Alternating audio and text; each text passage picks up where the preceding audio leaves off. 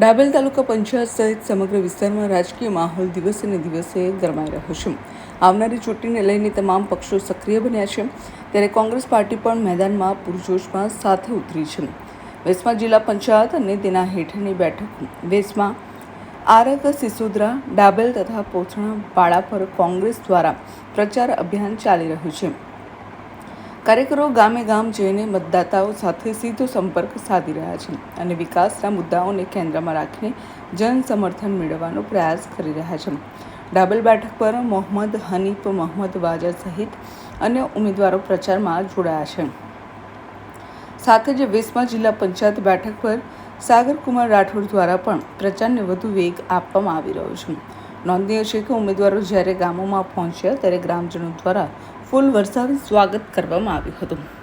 આ સ્વાગત કાર્યક્રમમાં ભારતીય પત્રકાર સંઘના પ્રમુખ હનીફ મુસાભાઈ ચોથિયા દ્વારા પણ ઉમેદવારોનું ઉષ્માભર્યું સ્વાગત કરવામાં આવ્યું હતું, જેના કારણે સમગ્ર વિસ્તારમાં ઉત્સાહભર્યો માહોલ જોવા મળ્યો હતો.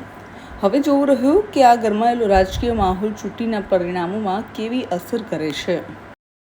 અભિપ્રાય ન્યૂઝ ડાભેલ. વધુ સમાચાર જોવા માટે અમારી યુટ્યુબ ચેનલને સબસ્ક્રાઇબ કરો અને જોડાયેલા રહો ફેસબુક, ઇન્સ્ટાગ્રામ અને ટ્વિટર પર.